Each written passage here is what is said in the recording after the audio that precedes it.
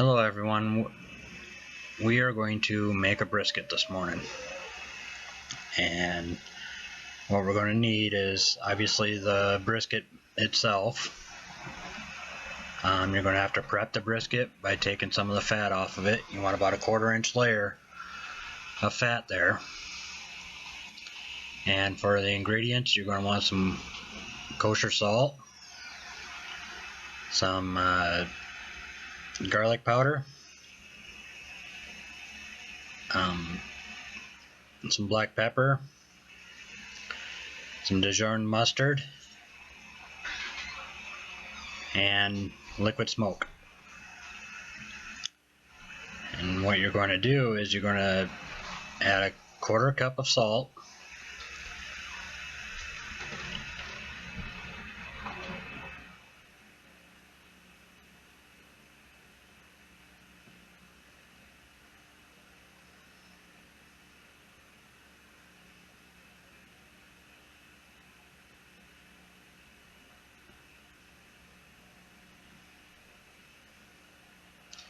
I want to go and have a tablespoon of garlic powder,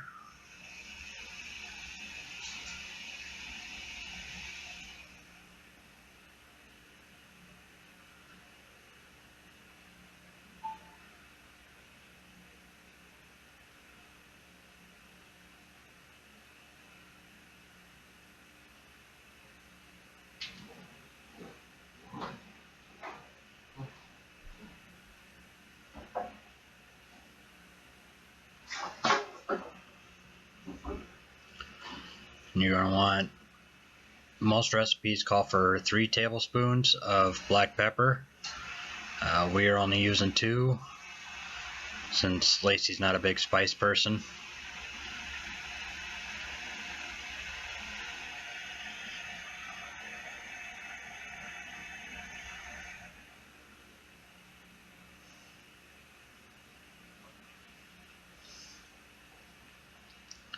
And just mix those 3 ingredients together nice and good,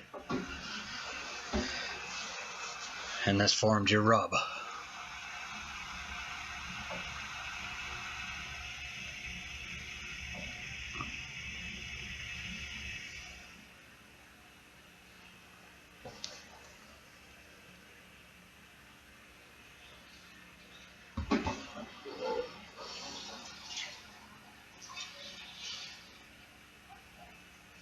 Then you're going to take a 1/2 cup of Dijon mustard,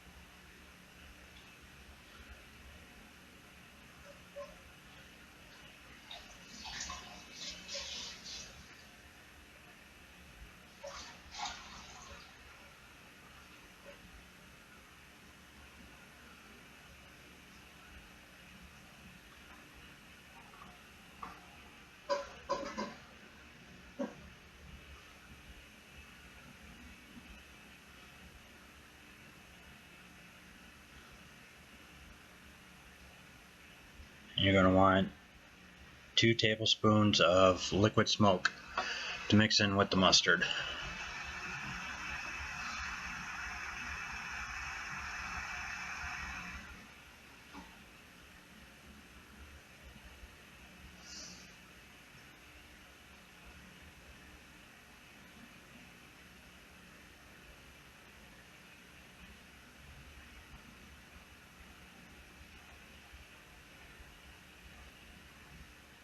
You'll mix that all together nice and good. That way the liquid smoke's not just pooling up in there.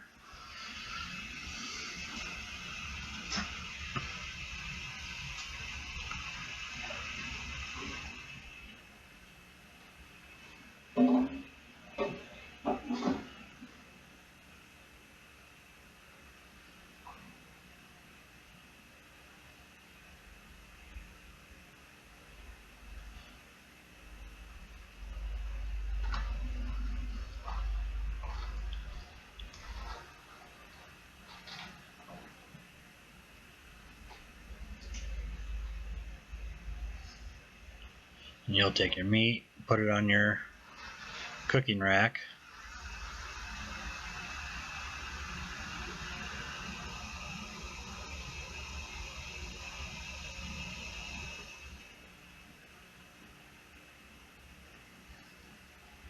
And take the mustard and liquid smoke concoction and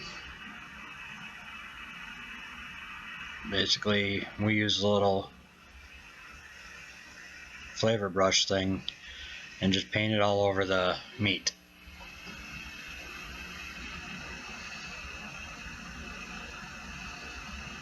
And this way you can get into every little nook and cranny. And what this stuff does is allow the seasonings that are in the bowl that you mixed up earlier something to stick to the meat too.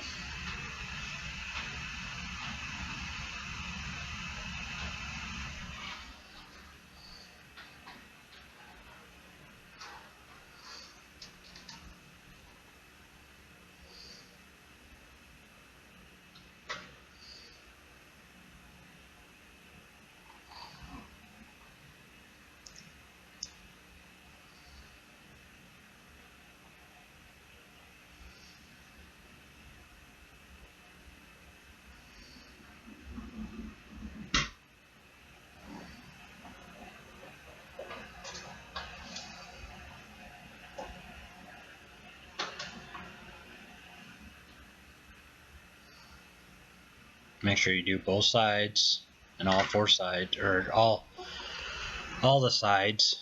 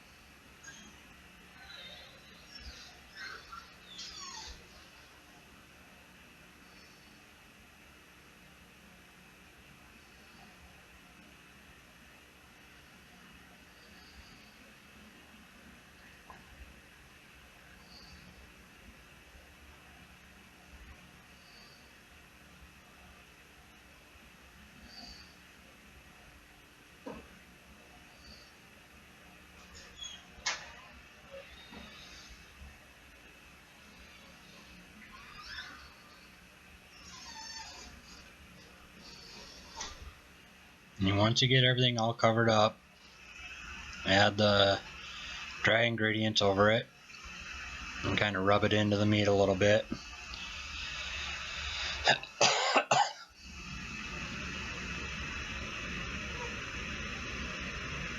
And there again, do all the sides.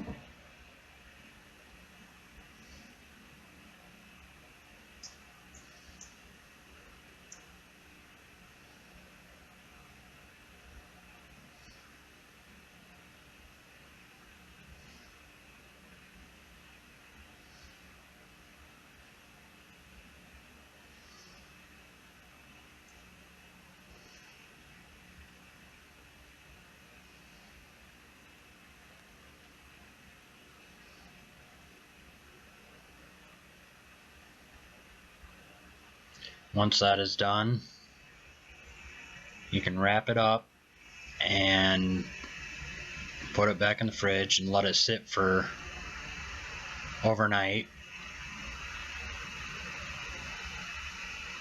And let the seasons kind of soak into the meat a little bit.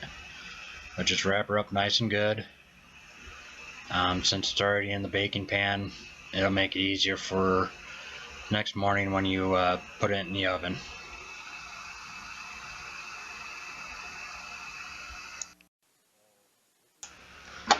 So here's your brisket the next morning. It's going to take roughly 8 to 10 hours to cook. So we're going to add our meat thermometer.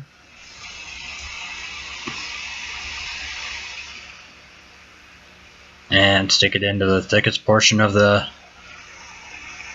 meat you have. And wrap it back up.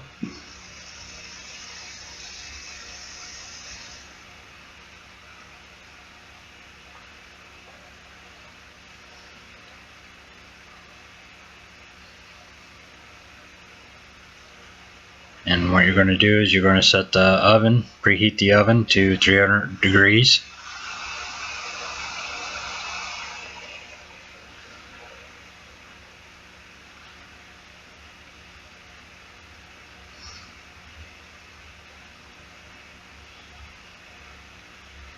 And as you can see, the meat temperature is at 41 degrees right now. I do have the alarm set for 180 degrees.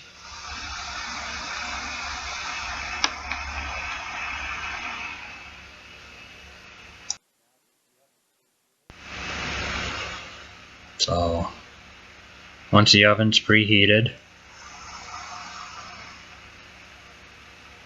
go ahead and stick it in the oven. This will cook in the oven for up to 6 to 7 hours, depending on the size of meat you have. You're going to shoot for 180 degrees meat temperature. And just let it slow cook.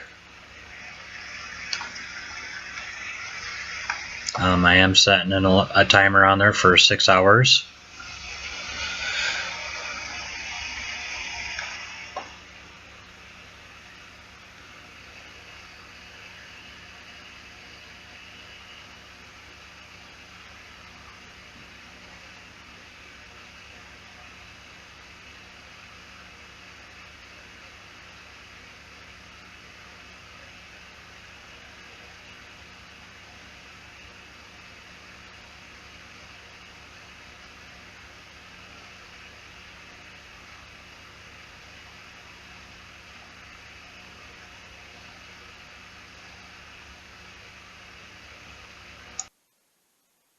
So at about 3.5 hours in, I hit 180 degrees. They say at 180 degrees it is cooked, but since I still have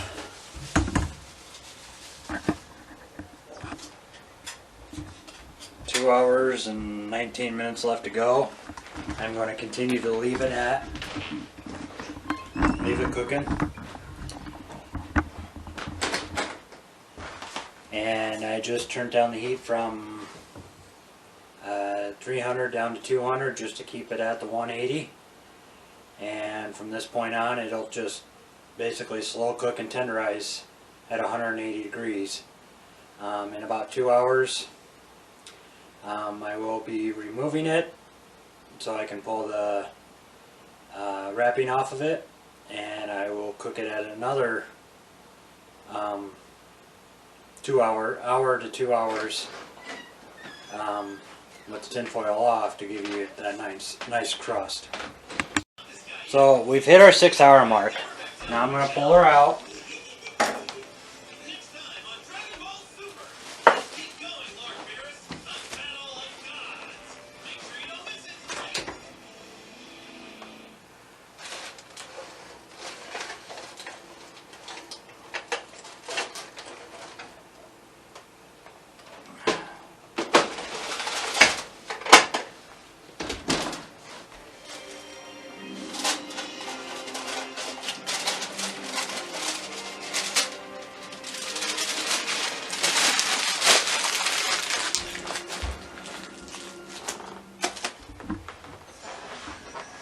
As you can see, it's more than well cooked well enough, and I did have 180 at one point. It's down to 176. So it is completely done. So now what we're going to do is we're going to pull that cover off. We're going to stick it right back in the oven. And I'm going to set the alarm to hit 200 degrees. And at that point, we're going to keep the meat at 200 degrees for an hour.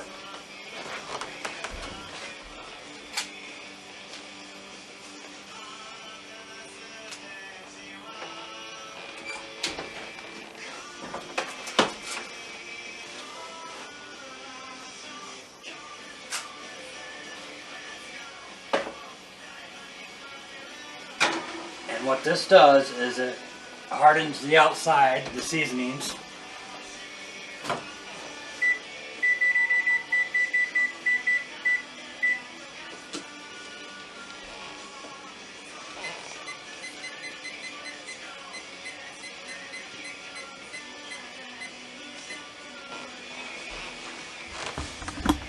And as you can see, I set my alarm for 200 degrees. We're at 175 now. And I have the temperature set at 250. It'll go probably another 2 hours like this, but once we hit 200 degrees, it'll go for an hour afterwards. Now all we can do is sit there and wait. So my alarm just went off. We are at 201 for meat temperature, and we're at 300 in the oven, and we will go another 1 hour from now, which it is 4:45, at trying to keep that meat at 200 degrees. And what that does is makes all the tough muscles a little tenderer and kind of allows the meat to tenderize. And we'll see you in an hour. So here we are an hour later, and look at how that looks.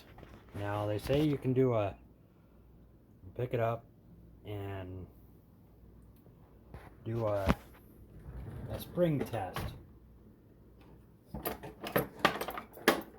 You basically kind of pick it up from the center, and as you can see, the thing flexes. The more it flexes without ripping, the better, but it is pretty tender. It wants to break. So I'm pretty sure this is done. I'm going to let it rest for about 15 minutes, and I'm going to cut her up. And I guess I feel bad for you guys because you're not going to be able to eat it, but it looks delicious. Along with that, the wife made some nice cheesy potatoes to go along with it. So we have plenty to eat tonight.